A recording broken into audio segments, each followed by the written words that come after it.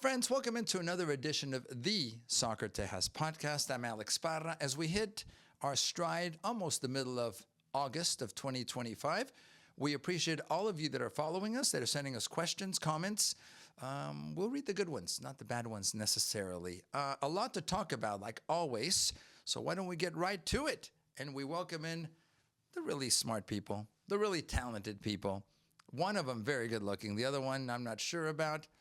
You can decide which one I'm thinking of. How about we say first, we welcome first, way over there, at the far end of the screen, the one and only Professor Victor Araiza. The first? Victor, how are you this afternoon, day, morning? Good. Always glad to come on here and talk soccer. It's always a pleasant evening, whatever day we record. I think today we're doing it on a Tuesday. We are. But yeah, we're starting strong here. And Victor, is the glasses look the consistent thing? You look scholarly. You look. I finally respect you. Thank you. I just it's easier than wearing my contacts. So there you go. You look good. Even with contacts, I can't see anymore, so it doesn't matter. I know you guys are there. That's the important thing. Victor, great to see you. Great to have you be part of this podcast. The third member of this podcast, you see her in the center square, the one and only Laura Gomez. You're the first, the third, the fifth. You're just Laura Gomez. Laura, how are you? Well, you guys, I'm trying. I'm trying. You've been a little sicky. Can I mention that? I have. Yeah. I mean, basically it's your fault because I went to go cover the dash and I was feeling better. And then, the extensive hours, the harsh weather, the harsh treatment, everything put together. Just that sounds I more guess like it's a dash's fault. The harsh environment, the suffering, the stress, the weather delay. The weather delay. I mean, it's a lot of things. So I was feeling better, and because I had COVID, I had never had COVID, and I got it for the first time. I was feeling better. I tested negative, and then Thursday, Friday, I was feeling good, and I went to the game, and then Saturday, I was like, okay, well, I'm not feeling good anymore, so. Laura, I hope you feel better soon. And we will talk about the Houston Dash playing North Carolina Courage. Actually, we'll start off with that in this podcast. But I remember vividly that it was 87 degrees at 11 o'clock at night and very humid, meaning those are tough. Danny and I and Victor's in the special presidential suite, drinking whatever he drinks. But you were on the field and it takes its toll. Yeah, it was really, I mean, and I kept asking our team members, the camera guy, and then the person that takes our picture, our photog, Adriana, I was like, hey, is it really hot or is it really humidity or is it because I'm like getting better and my defenses are kind of weak or I'm feeling off because it was just so hot. Like it was like the humidity was, I think, more intense. And they were like, no, we're feeling it too. Yeah. Like we had to go get water and, normally, and it was really intense. So yeah, Houston does. It's very humid. Anyway, why don't we lead off with that? The Dash at home, an important game for them, and they found a way, Laura, to pick up 3 points, literally almost at the last moment. But a great way, Laura, for the Dash to pick up wins at home, something they haven't been doing very frequently. I mean, honestly, you're always taught to, stay neutral and blah, blah, blah. But since we're the official Spanish broadcasting team, I screamed. Like it was a moment that you're like, you really celebrated as a fan as well. Just because you see the hard work and you see, especially knowing like the heat and the humidity that's going on and they're running. And I'm just sitting there, taking notes or giving updates on the game.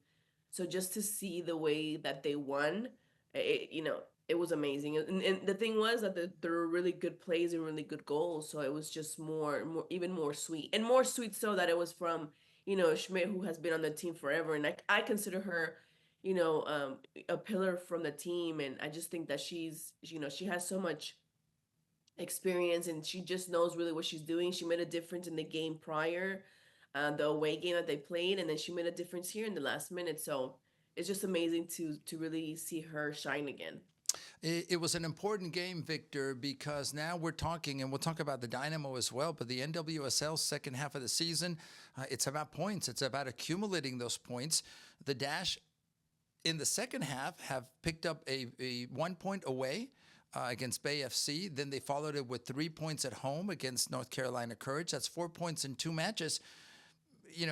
Great golazo, by the way, by Kiki Van Santen. And then in the 95th minute, you mentioned Sophie Schmidt with the winning goal. But Victor, it is about standings. And even if you look at the positive, which is 4 points in 2 matches, the team today would not be in the playoffs. So I think it's time for us, and I'm sure although they say they take it a game at a time, to look at the math, right? To see if playoffs are a reality for this team. Yeah, I was looking at the rest of the schedule before the game, trying to see, how many points do they kind of have to take from each game, trying to calculate, even just sneaking in, what would it take? Can I predict them to sort of, win against certain opponents? For me, it was must-win territory now, especially at home, where they necessarily haven't been great. I know it's the first year under a new head coach, and there's a lot of players that have come in and out. But if you're trying to make the playoffs, I mean, now's the time to start getting results, and especially after that month break, which I think, maybe, we've seen some things get solidified, right? Maybe Jane Campbell looks like she's going to be the goalie for the rest of the way. Yeah. We see again now maybe Sophie Schmidt coming back into getting more minutes. Obviously, 2 important goals in the last 2 games, but crucial goal, because not just because it's been at the end of back-to-back games, but I think for the competitive side, if they don't win this game, I think they don't make the playoffs. Yeah. That's that plain. They needed the full 3 points. I think it was good that they finally got them. However, it happened, and I think Kansas City's probably the one game I'm thinking, man, that one's probably, I don't know if that's asking too much, but they at least got to win the rest of the home games, and they got to try to get some points at least on the road. And even then, I don't know if it's going to be enough to make the playoffs, but at least they got to make the attempt, and they certainly needed these 3 points, even if they say every game is must win. This one was truly must win in the long scheme of things. Otherwise, I think the season would have been over. Laura, at field level, you could sense the not only joy of picking up the victory, the 3 points, but not only from the fans, but from the players themselves, that this was an important win. I don't know how else to classify it. This provides the team hope, which hope is huge, but now they have to keep going. And I think it's going to get complicated here when they have 3 matches away from home. I think that, to me, is the opportunity to pick up points, or the reality, which is maybe this year is not their year, to go from last to playoffs. I mean, like what Victor said, we talked about it. And like Deportes Nations has a pre-game show before. If you guys don't know, it's in Spanish. And we talked about the necessity of winning that game. If they didn't win that game, then they could say goodbye. I mean, even now, it's going to be very complicated just because the NWSL is so very competitive at this point. It's going to be hard to sneak in there. Is it impossible? No, but they do have to win. I mean, like every game. And even then, they might even be in the position that they have to wait for other teams to see what happens with them. I mean, I'm not saying it's not possible, but it's going to get a little tricky in every game. They say, oh, we have to win every game. I'm like, no, really, now you really do have to win every game. But with the game at home, the games at home haven't been the best this season. So just having that game at home, the first game back after the break at home, winning in such a dramatic manner, I think it really pumped up, what the team is capable of. And I think that it could push them through. I mean, for sure, it gave them the energy boost that they need for their travel games. So, hopefully we'll see that it was enough to really help them really, finish out the season strong and finally make it to the playoffs. Laura, what do you think about this new player? And we'll talk about hers. It looks like the team is winning on the field, meaning picking up points. They seem rested. Actually, one of the issues might be getting some of the players like Michelle Alozier and others, having them rejoin the team because the team is becoming a little bit more competitive. New player coming from Juventus, Lisa Boatin. Talk to us a little bit about her. And this, to me, shows that the organization is trying to be more competitive by bringing in more talent. That's a positive, right? Yeah, I mean, I think that it's when you hear Juventus, I mean, it's already high standard, high stakes, and people get excited and they're like, it's a player from Italy. She's a national player for Italy. She participated in the Euros that just passed. I mean, she's young. She's 28 years old. I mean, she has a lot of potential. I mean, a lot of people were kind of questioning. A lot of the feedback that I got is like, she's a left back, and we really Exactly. wanted, Yeah. a position that, a position from offensive, not defensive. So we'll see how she fits in. I know that there's also gonna be, um, there has to be a moment of Well, she doesn't transition have to be the from. only signing, right? Well, let's hope she's not the only signing. Yeah, yeah, hopefully, but that's what worries me. That's the thing. That's what worries me, that perhaps, it's not the first time that the Dash waves a player and we're like, yeah, yeah, yeah, we get distracted, we get like one player. So for me, it's kind of like, yeah, it's a good sign. It's a big name, not her name as Well, much, she but comes more from a big like the club club she's coming b- from. That's based what I'm on saying. what The name Juventus of the club means is big. worldwide. Yes. But, Yes. again, But this but market, if you say her name, prob- a lot of people they're like, oh, but the name Juventus carries a lot of weight. So I just want to see. Hopefully, she gets integrated quickly to the style of the NWSL, to the style of the Dash, and creates a difference, creates something that's huge and really helps out the team. Again, the end goal here is to make it to the playoffs for the first time. So Now, if we'll see. we're objective, and maybe this is where Victor was going, um, the need for more talent, I think, is there without being disparaging to anyone, any of the players currently on the squad. To me, you ask yourself, okay, a defender. I see that the team, as with the Dynamo, needs to score goals. So do you look forward to? Literally forward to acquiring players, Victor, that are going to bring you the offensive side of the ball. I think the team overall is doing well defensively, not awful. I need to look at some stats. That might be a really good deeper dive. But I think the acquisition of players shouldn't stop. I think that was one of your points, Victor. yeah, I think they could use as much help as they can get. I think the more talented players you can get in here, the better.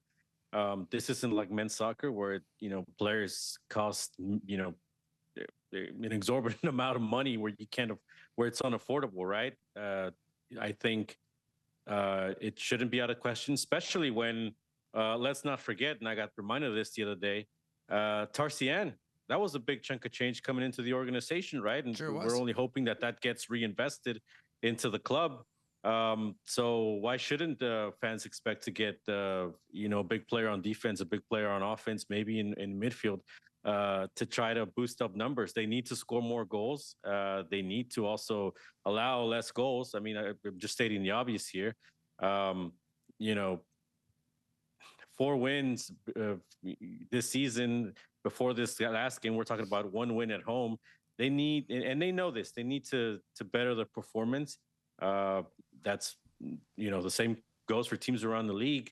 But I say the more the merrier. Get some good players in here, raise the level of competition. It can only help. And I think it shows also the last point, Laura, to the fans that, hey, we're in this, we're investing in this, we want this, we're making a push, toward the playoffs. I spoke to Jaime Frias, Fabrice Gautreau's assistant. Coach Frias previously with the University of Houston. He's been at Clemson. He's done it all at the collegiate level. In following him, guys, because I follow U of H soccer from the last couple of seasons, he had a smile on his face. This was prior to the match. He seemed confident, number one, and I asked him point blank, are you enjoying this situation? He says yes. And second, the leadership, he said to me, is amazing. Fabrice knows what he wants. He's leading us in that direction. And this is from a man that today could be a head coach, in my opinion, in the NWSL, which is Jaime Frias. So I guess the last maybe portion is, Laura, you sense it. You're closer to the fans certainly than we are up in the booth. Is there some energy there, which I think is huge? It's important, the support and the community being optimistic about what could be this season. I mean, I think that the fans that have always been there are the ones that really show up at every home game. And, unfortunately, it's not more, but I know for sure you can count on several fans to really make it out to each game. I did see a little bit of increase on this last game of attendance. So that's something positive, and it really does show because there's more noise, there's more screaming, there's more ambience. So I think that also honestly it does feed the players in the positive way. When they called the penalty, which I don't agree because I was there and I saw it, and I don't agree. I don't care what VAR said, but anyways, There's the I just shot. You literally had to yeah, yeah, have I me don't call care. it I don't out. care. I don't care what they tell me. I don't care in the VAR. They're not gonna, my eyes saw what my eyes saw. But I had people behind me, the fans, saying to the ref, how much did they pay you, and laughing. They're just having a good time, obviously, respectfully, but adding some spice to it. Yeah. And I think that makes part of what the ambience of what the Dash really has. And I just wish that more people really went out there to see them play because this game was an amazing game. Unfortunately, like we were talking before the game, like I really wanted them to be the ones that scored first and not playing that catch up game of having to score because they were scored on. But it is what it is. They won at the end. But, I just think that it's a team that has gotten better. Is it where we want it to be? Maybe not. But I just want consistency. And I think that the team could have a good run. Yeah, I think we're headed. The team is headed in a good direction at the moment, but there's still some challenges here before we fans, friends, all of us can think about the Dash being a playoff type team. So they're talking a little bit NWSL, the new acquisition of the player from Juventus, and obviously we want you following us here on the Portes Nation, La Casa Oficial, the official home in Spanish of the Houston Dash. Well, let's talk about from the Dash to the other team from Houston, Victor, the Dynamo, in one of the Texan rivalries, if you will, the derbies, taking on Austin at Austin, and what looked at halftime not to be very positive for Ben Olsen's team. Victor turned around. Yeah, I think tell of two Texas teams here that I'm calling it like I see it, have been mediocre all season. Similar in a way, they both have struggled to attack, maybe for similar reasons actually. And Austin has invested, I don't know how much millions of dollars in their forwards that aren't necessarily getting it done. I mean, the two goals here, the first one you'll see right here, it comes off of a corner kick, which by the way is one of the areas that the Dynamo need to get better at. Yeah. I need to stress that need. If they just fix that portion of it, they'd have better results this season. Ilya Sanchez unmarked, and then he's still unmarked for the rebound. So I don't know if that falls on Kenny Bundy or who exactly, or if it's more on the players. But that's and we're talking about how many games now. The Mazatlan game was another game where they had a set piece goal. That's just been an area that's harmed them this year. So that's one. Again, going back to Austin, then they get the second goal, which we'll see shortly, but can't hold the lead at home and allow Houston to get back in. We'll eventually get to see that penalty call. But you know what? Let me go back here. The defending too. Yeah. I don't know what you can say injuries so much. At some points, the guys that come in, and these are younger legs too. I mean, if we're talking about missing Sviatchenko, Andrade and Ortiz have to be much, much better. And in this case, this is unacceptable defending on that previous goal. And Austin Victor, never gets the third goal. Go ahead. But if they do, like in this play, to me, that's in the back of the net, and it's game, set, match. Yeah, and Austin never gets that third goal. Eventually, Houston will get a chance to get back in this game, and that's kind of what opened the door. Let's see if we see it here, the penalty call. coming up shortly. But that's what allowed Houston to get back into it, kind of revived them a little bit. And then obviously we'll be talking here about Jack McGlynn and what his performance was. Without a doubt, Laura, this is a team that literally is close, finding ways, and I don't think we can take anything away, Laura, from this effort. Without a doubt, picking up 2 points away from home is a positive thing. Yeah. Check out this penalty. Do you think that was a penalty? Let's look honestly, at that I didn't watch the entire game. Look at that. Look, the Dynamo have talked about their share of missed calls from the refs, right? This one was a gift. All right. That was embellishment. Ortiz there's lucky not to get a card for trying to deceive the referee. It falls like 3 seconds after he gets kicked or something like that. But you know what? It's if the ref gives it, you'll take it. It's not a complaint. It's just, they did need a little help here to walk away with at least a point. I like the personality here. McGlynn stepping up to take the kick, saying, I'm the guy who's going to do it. Because, they could have gone with Bossy. They could have said, hey, he's our designated kicker for penalties. McGlynn said, no, we need a result here. I'm the guy who's going to kick it. And that's the kind of performances you need from him. It wasn't necessarily a perfect game. But as you'll see, McGlynn got the second goal out of a deflected shot, which is what ends up saving the point. Lara, your thoughts here on this tie, and here shortly we will see the McGlynn goal, the second McGlynn goal. I mean, I think it's always good to see when you have a Texas rivalry to have at least that point. Yeah. And knowing that the Dynamo hasn't, been at its best. So just to see a game like this, and it also does bring like fire to it because, it could be too boring. I don't want to say two boring teams, but two teams that aren't doing that well, let's say, and to have them, city to city rivalry just adds like an extra level to wanting to win that game. So then there you have it, the 2-2 final in Austin. And Victor, exactly what you were talking about, is this now the new era of Jack McGlynn? When we talk about the Dynamo today, is this Jack McGlynn's team? Is that just the way it is now with also the extension? Jack McGlynn staying here, him fighting for a spot on the U.S. men's national team as we move forward to the World Cup next year. Is this what now we need to be all aware of? And to me, when he scores 2 goals and rescues a point away from home, I think it's legit. Do you think he's ready, Victor, if you will, to be the focus of the organization? It's Jack McGlynn's team. Well, it is his team. When they went out and got him, and when they stress publicly or they say publicly that he's, quote unquote, the replacement, maybe not like for like, but for Herrera, you mean? But he is the replacement that they got for Hector Herrera. It is his team, and we get in the United States these careful approaches, right, to trying to not expect too much from younger players. If this was Europe, Jack McGlynn should be having these types of performances constantly, right? Or otherwise he wouldn't be a starter on a team.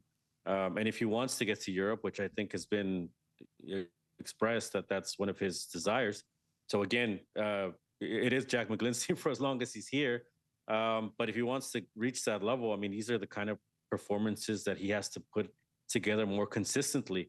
No, he's not going to be the perfect, it's not going to be the perfect 90-minute performance, but it was impactful in the sense that he scored the 2 goals and he helped him save the point. Again, the problem here is that maybe it's an over-dependency, right, on a player like him.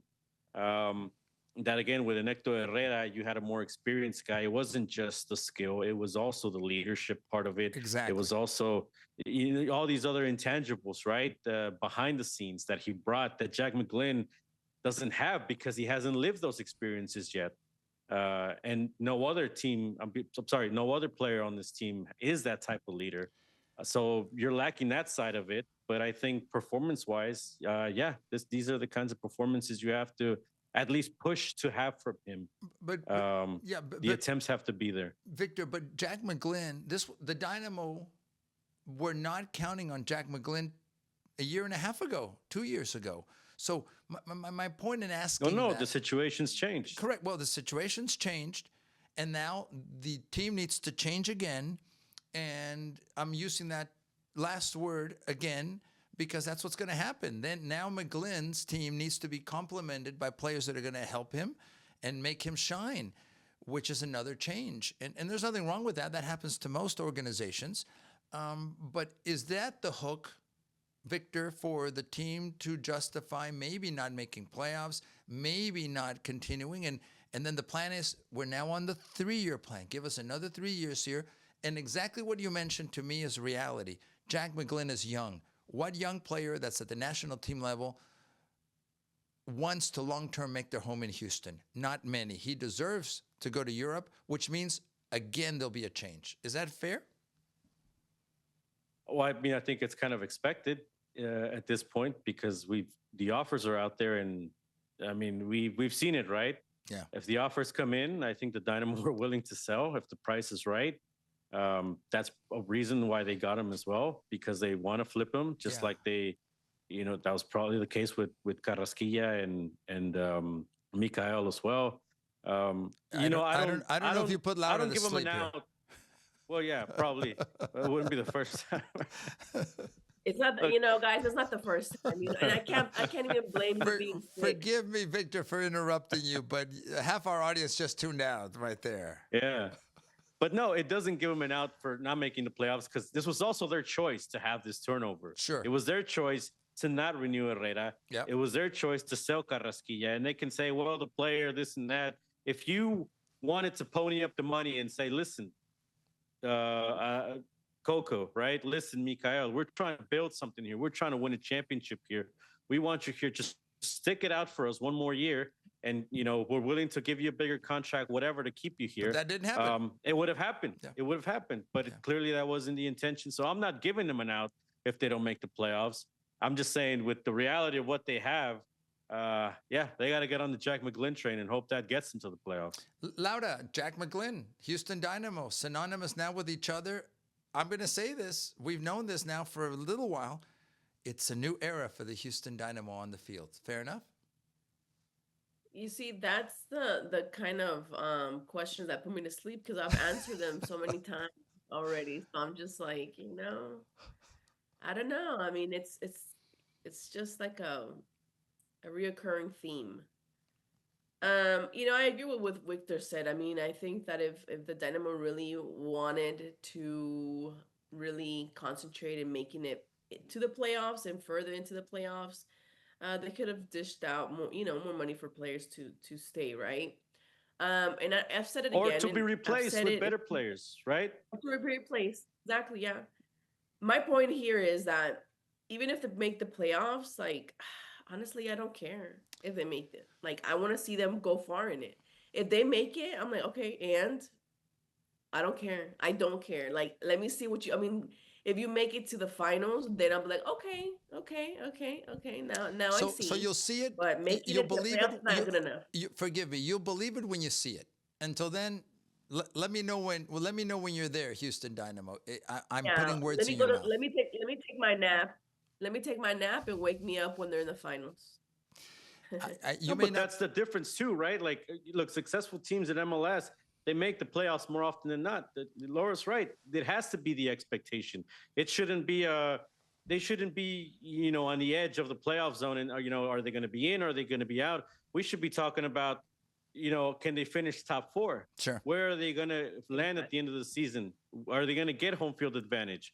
That's what you'd be doing in the other sports. Are the Astros going to lock up a division title so they can host a series? Or are they going to have to go in as a wild card?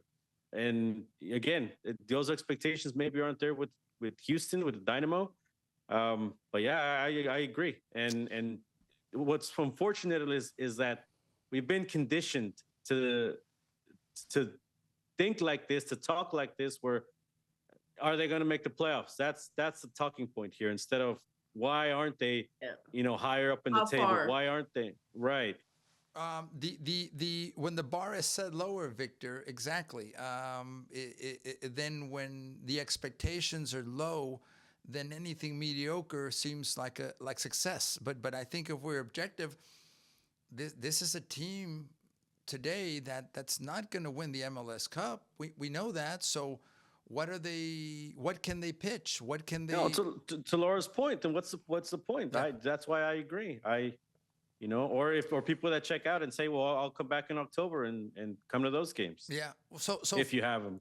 Exactly. So friends, I'm going to go through a little bit, Victor, and you can help me out here. So we're talking about this man as the face of the Houston Dynamo. Okay, a young player, national team player, not a lot of caps, but certainly on the list, the possible list of being there. And here's the other thing. In the future. I don't mean to cut you off, but realistically, how long is Jack McGlynn here for?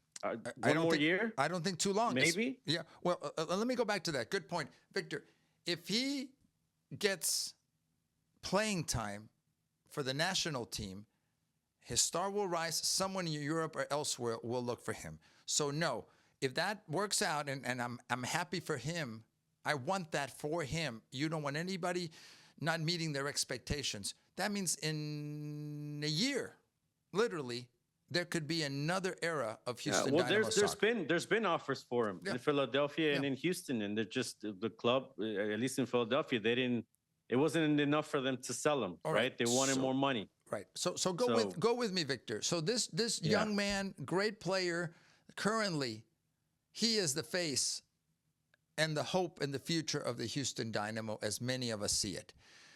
This man, who many of you know, Thomas Muller, he just signed with Vancouver, okay? And this gentleman, Son, playing at the highest level in Europe, just signed with LAFC. My point, though, guys, is this. How come those players, no disrespect to Jack McGlynn, aren't playing in Houston? What the biggest signing in the history of this club, Hector Herrera, we know how that ended. Clearly, it's about spending money or the lack of spending money. Those huge signings are not coming to Houston. Victor, we've talked about this literally for years. But when other clubs are making moves, including the Vancouvers of the world, the sexy cities, I get, LA, the Galaxy, LAFC. There's a history. Because LAFC has done this before. Correct. This is out of left field for Vancouver. Yeah. But credit to them. They went in and got a coach that has got them to the final of the Champions Cup, and they've gotten some U.S. stars in there that have risen with the team, and Sebastian Berhalter and Brian White. And now they go and complement all that with a guy like Thomas Muller, who just left Bayern Munich, a legendary career in Europe. We know all the accolades that he has. There was talks about him potentially going to another team in MLS, but even LAFC, if I'm not mistaken.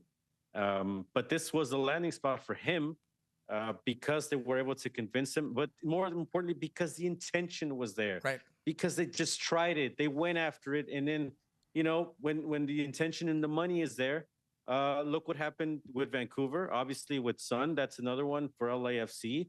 Again, I think I think we've been conditioned to think here, or at least people have been brainwashed in Houston that, all the stars want to go to New York and LA. And no, I think all the stars want to come to the United States. Any city in the United States, and especially not really, not the United States. Go on. Well, we might have differing opinions on that. I think players like the style, the lifestyle for themselves, for their families. Agreed. Especially at that stage in their career. And the more important thing is, as long as they're competitive players, which I think everybody expects Thomas Muller, even at his age, to take it seriously, right? To not just come in and sort of collect a paycheck, because that's the player he's been throughout his career. And we'll see what he's able to do in MLS, Son as well. And I think, look, I go back to it. fine. Maybe Hector Herrera's time was over in Houston. But where was the Hector Herrera replacement? Agreed. We didn't get one. Well. And I go back to the replacement is Jack McGlynn, but no disrespect to Jack McGlynn. Jack McGlynn is not Son or Muller. Yeah, he's not bringing fans to the stands. And again, it's not his fault. He's not at that stage of his career. He's on the rise, but he's not. I think it's unfair to have him have those expectations on him from that standpoint. And again, Houston could go and complement that with another star. I don't think the intentions are there. Laura, big signings for other teams once again, I think, shine a light on where Houston is relative to those designated players, to those franchise players that simply haven't been through this team. I think that's a reality we have to live with, right? I mean, it's been like that forever. I mean, there's always been that question of why don't we sign a big name? Even when the MLS was still, getting more teams added and maybe not as known as now, the question has always been, why don't we get big players? Before Hector Herrera, we had, some players that had maybe some kind of rumble behind their name, like Eric El Cubo Torres, that he was going to be, I don't know, the next Chicharito, and he was this and he was that, and, that didn't last. And then, we had other players also from, like, the Honduran national team. I think there was another Mexican, too. I can't remember his name right now.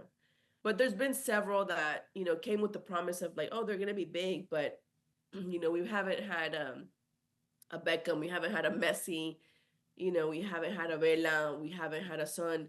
So I just think that, it just hasn't happened. And honestly, a lot of people thought that maybe when the team was sold off, that finally Houston could have that big name brand sort of saying. It just didn't happen. Like, Herrera came, which was kind of like, from the beginning I said, yeah, Herrera is star quality, but he's not the biggest star quality. I think it's a step forward. But now it's like we haven't even replaced him. We haven't even replaced him with, somebody that of his caliber. Well, and what Victor said, people say Nor did New they make the York best of it. Yeah. I mean, that's another topic, though. We're just talking about just, big names in general. And then what you said about the cities, like people say, oh, New York, California, blah, blah, blah. But, we're talking like if Houston was a hole in the wall, like it had nothing. Like we also have to have some pride in Houston and say, yeah, we also have a good city. It doesn't mean you're going to be here forever, but, suck it It up, was good enough buttercup, for it's your Justin job. Verlander for him to join the Astros. There you go. Exactly. It's good enough for Exactly. Stephon Exactly. I Diggs mean, to join the Texans. I mean, But- it's good enough but- for Kevin Durant to join the Rockets. Victor, but they spend the money. there you go. They spend the money, and there was a Well, that's what I'm commitment to saying. do That, that thing of like big cities is an excuse. I don't buy So- into that BS of so- saying, well, it's not attractive. I don't, no. So look, let me give you my take on where the Dynamo team with Jack McGlynn could have done even better, which is signing a Muller and keeping a McGlynn and saying we've got this plan where the veteran that we're spending money for that can sell jerseys and seats, we're acquiring him. On top of that, we're building for the future with a McGlynn. If we get a great offer, good for him, good for us. But now it's just one player, and no disrespect to the rest of the team. But you go to a common soccer fan and ask them, name 3 players on the Dynamo, and they're going to tell you names of players that are no longer with the club. That's my honest opinion. And some don't even know who Jack McGlynn is. He's an up-and-comer. Victor, you said it. The potential is there, and I want the very best for him. So It's just, and the same thing we said about Hector Herrera. The marketing wasn't behind it, and the marketing is not behind Jack McGlynn either. Agreed. So that's another story. So I'm going to try to bridge something here, Victor. Knowing this reality, okay, and then the lack of media questioning these decisions. There's no. I haven't seen a press conference, and Pat Onstead to me is an honest, transparent person, but there's been no discussion or conversation that I've heard from the owner talking about the plan. There's other news for the Dynamo about acquisition of a real estate and other things. Is that a distraction? Does it matter? Can someone have multiple balls in the air, Victor? Is that a legit point? Or you know what? Men, entities have different business interests, and this is just a piece of it. A lot to be made of that or not? Look, I think if again, if you had the investment on the field, and I'm sure they're going to defend themselves with, well, Ezequiel Ponce cost this much. We spent this much on Andre Schlinger. We went and got Jack McGlynn. There's always going to be something they say, but to me, you don't have a team here that's built to win the MLS Cup. Even when you had Hector Herrera and you had that window to go after it all, you didn't. I go back to the lack of being able to score goals. Even in that 2023 season, when they got to the Western Conference Final, they went all in. They put all their marbles in on Corey Baird, and again, the firepower wasn't going to be there to get to an MLS Cup final, and I think that's kind of what did him in. And then, the year right after, you can point to different things, right? Hector Herrera maybe not getting his medical treatment at the beginning of preseason. Sure. If you want to go after it, you probably ask it of him, right? You don't give him the option. You say, hey, Hector, we need you to get this done ASAP. We need you in here as quick as possible. And again, you go after other players that can help you make a run. Okay, so maybe now we're learning that maybe they were going after Nicolas Ladera. Well, you didn't get him, so go after somebody else, right? Get that last piece in here that can get you to the MLS Cup final this time around, to where you make it count, that you have an Herrera, that you have a Carrasquilla, that you have Mikael, in which you had a healthy Sviatchenko, but you didn't make it count, and basically you start destroying all that this year to where, again, all those pieces weren't replaced. You can say, well, we moved out so many players, but we replaced them with so many players. It's not the same caliber. You're not amongst the protagonists in the league. Agreed. You're falling behind again. And off the field, again, we see Tetsigo. He bought the building, and they can say, look, we got a Dynamo headquarters now. Look, if Tetsigo sells a Dynamo, he's got a piece of real estate right there next to downtown. It's not just to benefit the Dynamo, it benefits Tetsigo. And I'm not, and that's fair, hating. No, I'm not hating. Yeah. He's free to make his own money. But again, it just the intention to win with this Dynamo team. The more we see things, look, the investment in the stadium. Okay, I said it. You could have left the old chairs. The problem is getting people in there. It's not where they're sitting. You put in the new chairs, and it didn't really change anything. You put in more premium spaces. I don't know if it doesn't look like it's generating you more business, but have at it. I also don't know if those were conditions of the sale. Sure. Right? We know that the stadium belongs to the Harris County Houston Sports Authority. We don't know if Hector Herrera was a condition of MLS saying, hey, listen, as part of the sale, we want you to revitalize this Houston market. We need you to go out and get a Mexican star or something that can start bringing people in. And again, we could talk about lack of transparency, whatever. The intention is evident.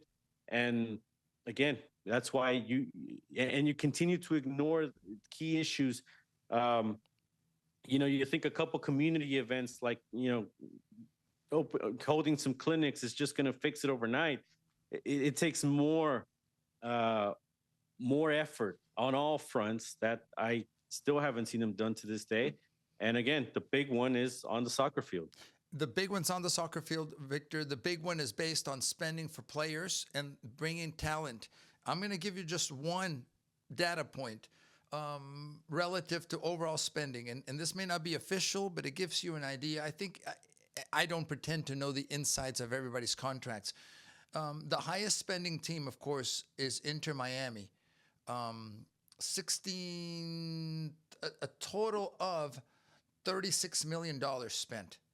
You compare Houston to that, spending $12 million.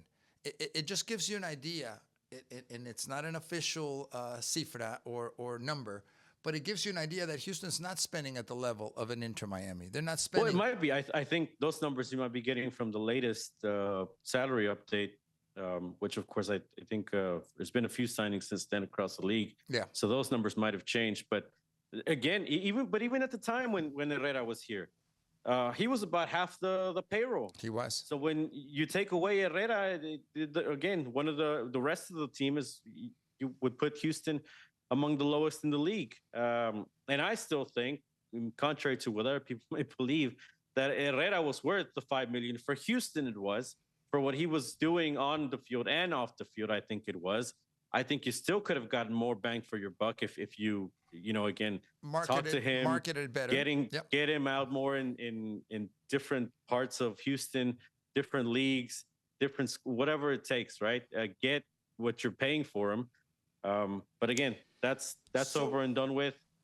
So going forward, these are still the things they have to fix. Yeah. So as we wrap up the Dynamo talk and we transition to the community and support, Victor, you and I were at a youth tournament this weekend. We'll talk about that shortly. Is this Ben Olsen team, with the point away from home, they're still in a battle for playoffs? We've talked about this. That looks like it's realistic. But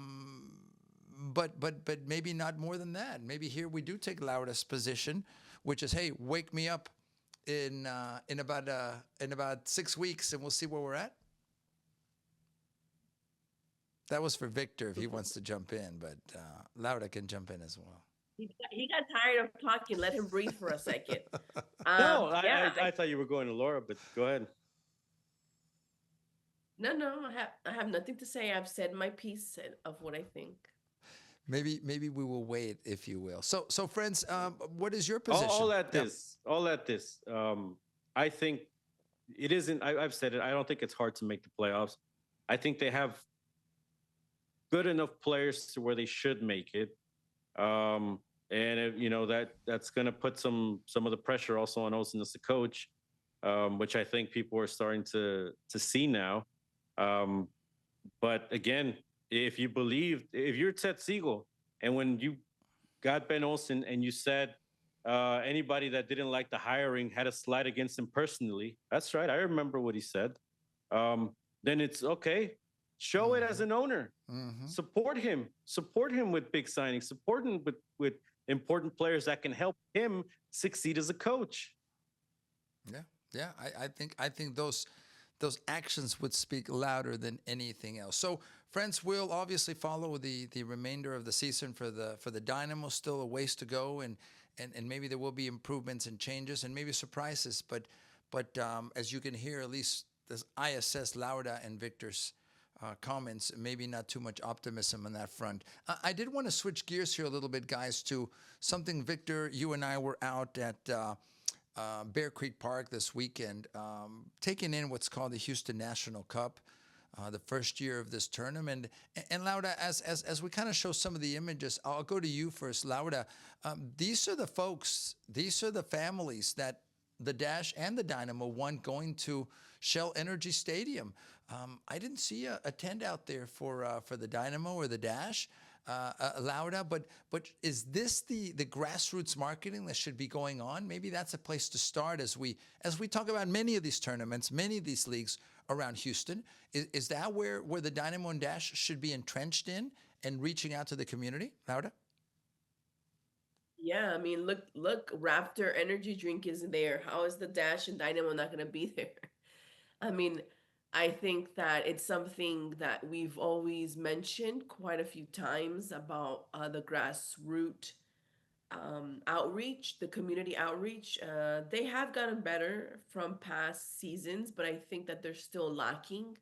I think that this is a great opportunity in tournaments like this to, have their street team out there and just, hand out papers or hand out some information, maybe do a raffle of tickets. I mean, God knows there's enough seats. There's enough seats. It's not like they don't have seats there. So, I mean, I think that could be a creative way to get people out there, or maybe even sell tickets of, buy one today and you get another one free. I don't know. I think that there's a lot of lost opportunities in tournaments like this that they just haven't wanted to listen to the people that are telling them. Because I've had the opportunity to talk to some people that are close to the Dash, and right. People are bringing it up of doing grassroots things, and it's just not being done, or for whatever reason.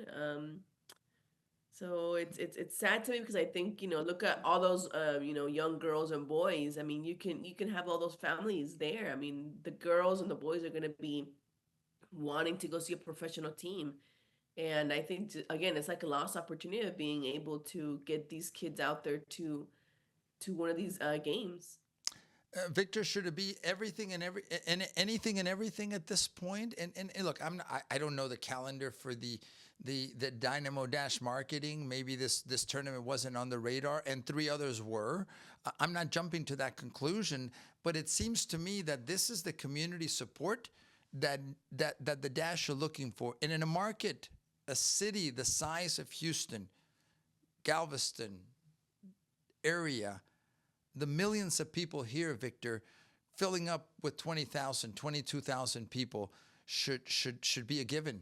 But I think it's clear that they have to work for it. So is your take on the marketing side of the professional teams getting out to the community? Yeah, I think these kind of events they have to be at, and it's not to pile on. I just think if they're gonna turn this thing around, I mean, again, this has to, if it has to come from the owner or it has to come from the team president, whoever it has to come from, they got to direct the marketing team to say, listen, we got to be not just at our events, we got to be around the city. Yeah. Anywhere there's a soccer tournament, some kind of event, that's our sport. We need to be present if it's in our city. Now, you're not maybe going to get into everything, right? Because you might have some Liga MX teams host, tournaments of their own, and it might. But I think something like this, where we went to it, we found out about it the day before. Well, I found out about it the day before, but we got out there the next day. That's got to be their approach, even if it wasn't on the radar. Hey, what's this thing I just saw on TV? Get me the representative of the league. And again, when you're connected with the community, that's probably an easy thing where you just pick up the phone and call so-and-so and, hey, what do we got to do to put a tent out there tomorrow? And that's it.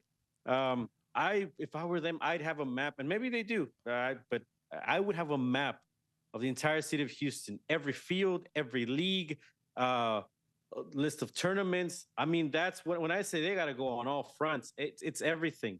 And if they don't got enough of a big enough street team, again, money clearly is not an option, because they got like a gazillion coaches out there for the first team. All these guys analyzing data. Listen, if you're truly interested in wanting to fill up that stadium, get a couple people that'll get you in the community. So Victor and Laura, I'm going to hit you with a little bit of my. And Victor, I agree with everything you said. Laura, I agree with everything you said.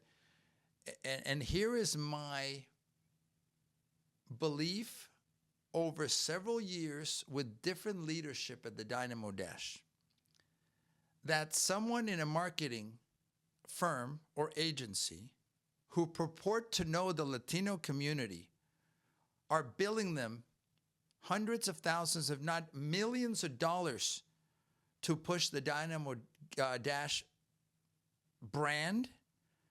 And I'm going to say this. Last season, they came out with the purple shirt and the whatever. Where are those people filling up the stadium? No, friends, I'm going to switch to it. Dynamo, these are the people at Bear Creek Park, at Zuby Park, at local parks that you want to market to. And it's not going to cost you $100,000 for a meeting with an agency that purports to know the Latino community. Spend the $5,000 to be out there. That's what I don't understand, Victor. This is obvious to many of us, but the next generation of leadership gets pitched by an agency because they want the pitch, because someone gave them you've got $3 million to spend. I just hope that whoever's making those decisions, Victor, looks in the stands and says, I spent $1 million on this. I spent $1 million, no disrespect, on a bobblehead, where I should spend that on grassroots marketing at a field like we saw this past weekend at Bear Creek Park, at so many parks around Houston. Am I exaggerating, Loud? I'll start with you. We've seen this for years. It's just not, I don't believe it's happening. And maybe I'm wrong. Loud up, you first, and I'll take my blood pressure pill. No, I agree with you, Alex. I think that it's been a topic that, it's one of the topics that I feel like we have looked at it at every angle, talked about it several Yeah. times, um, requested. Even, don't think that we'll only talk, people at home. I'm very much of an advocate specifically for the Dash, even more so than the Dynamo, but just soccer in general too, of getting our community, our Latino community, really counted for and taken into consideration. Because when it comes to taking their money, that's fine, but you're not trying to reach them. So if they think they're making money and the little people that are going there, just imagine the amount that you would be able to reach, and not just see them as, and I'm not saying just to see us as dollar signs, but to take into consideration that the Latino community does have money to spend on that stuff, and they do have a passion for soccer. But I think that many of them are not feeling seen or feeling part of, um, you know, of the team in a sort of sense. They don't feel like the belonging. They don't feel like there's a connection with the Dynamo or the Dash. So why would they spend, money with the team that they don't feel connected to? I mean, like the By the Astros, way, we see that what they're do these everywhere. parents? What do these parents spend on these kids? A couple grand a year, Easily. probably more. Easily. So I mean, it's not like there's not a customer base there that's already loves your sport. Look, Yeah. look, And that's Victor. what I'm saying.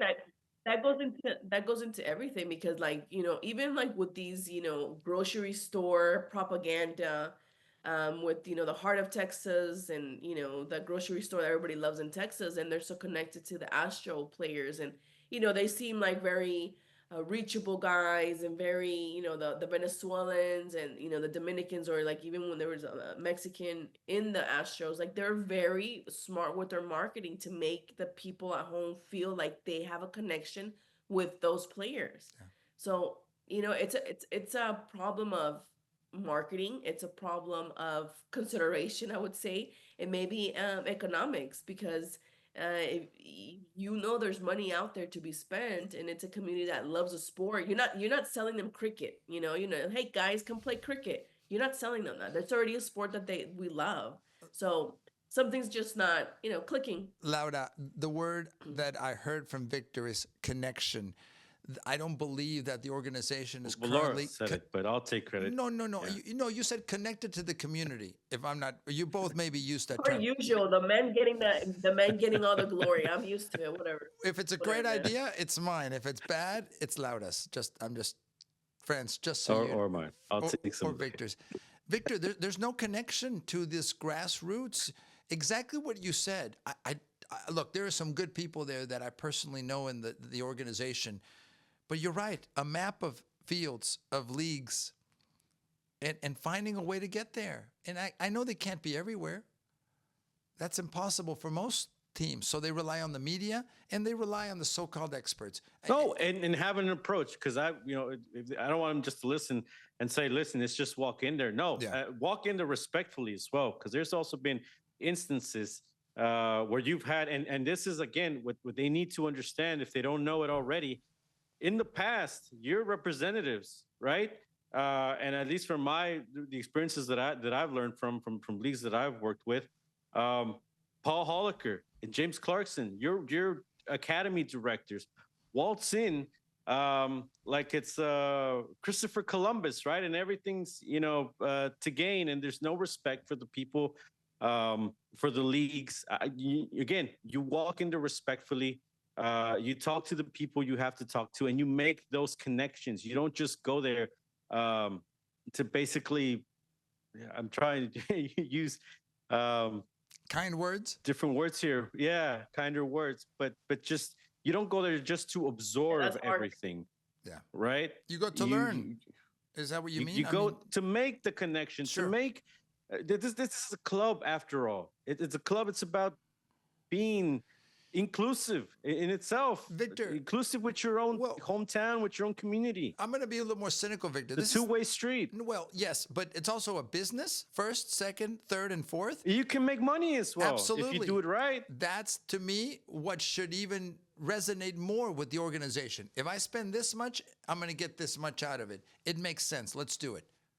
But I don't know why that it appears is not happening. And I'll be happy to ask the questions. And if we have a retort from the Dynamo Dash organization and a conversation about it, I think that would be good.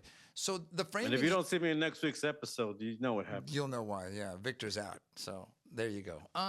Look, friends, what do you think? We want your opinion about how this organization can gain traction with the community in this case, in particular with the Latino community. It's a puzzle, rompecabezas, that we have had for decades with this organization. And I don't think, as of yet, there's been a winning approach to it. But that's my personal opinion. So as we wrap up, guys, we'll talk a little bit about parks maybe on our next episode and being out at Bear Creek, Victor. I had many reflections, good, bad, and indifferent, about a park where I played nearly 40 years ago, and where we've come or haven't come from there. The quality of the parks, the organization of a tournament like this, the support from the county, how I felt at the moment, Victor and Laura, in our current political environment, where, hey, at any point in time where there might be Latinos, it might be a target for people to be asked about their citizenship. I'm going to be approach it that way. I think that maybe it's a bigger topic for another day, that we can dive a little bit deeper into that. But all those thoughts crossed my mind while we were out at Bear Creek Park. And by the way, the heat too. So if they put some air conditioning, that would definitely help all of us, especially us viejitos, us old people. But let's wrap up and let's talk about what's on our minds. Usually, friends, that's the last segment that we have on the Soccer Tejas podcast. Laura, we'll start with you. I know you've been a little sicky, but what's on your mind here as we have this latest edition of the podcast? I've been looking at articles during the morning about, the Barcelona women's team being gutted in order to help out the men's financial errors. But the men's team, which is at fault, nothing's going to happen to them. But the women are the ones that are getting players cut back. So from a roster from, I want to say 30, I think I read like different ones of saying that they're going to only have, 14 or 17 players. Once again, it's so sad because in the middle of really looking into women's soccer, how it's grown, we saw it with the African Cup, we saw it with the Eurocopa, we saw it with Copa America, with the Euros. The amount of money that can be made off of women's sports, off of women's soccer, the amount of fans that has grown exponentially. And it's just so sad to see this, to see that once again that women are not taking into consideration when they're making this. And, those are champion women. They've won, several cups, and for them to be gutted because the men's side is not doing what they need to do. I mean, I don't right now, I don't see a position of where they would say, well, guess what? If the opposite would happen, if the women's team needed money, would they gut, the men's team? So yeah, that's what's on my mind.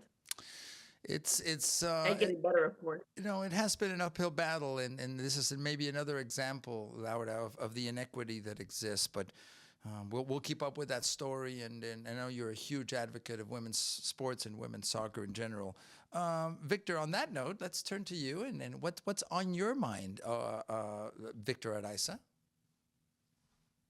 I'm going to go with and I'm sure we'll get to this eventually, the World Cup Legacy Project for Houston. As we were in Bear Creek Park, and you and I were talking about the history of, to the city of Houston, what that park means, what has been the legacy of that park for over years and years. It's just, why isn't part of the legacy to, better these parks, maybe remodel some of them, maybe create even a new park, create more fields.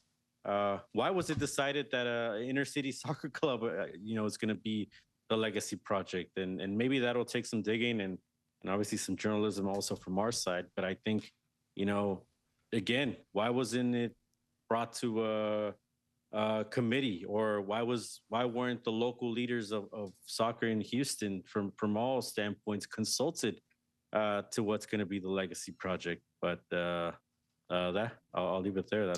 That's what's on my mind. Well, Victor, you know, we don't really compare notes to the what's on our minds segment, but that's exactly what's on my mind as well, Victor.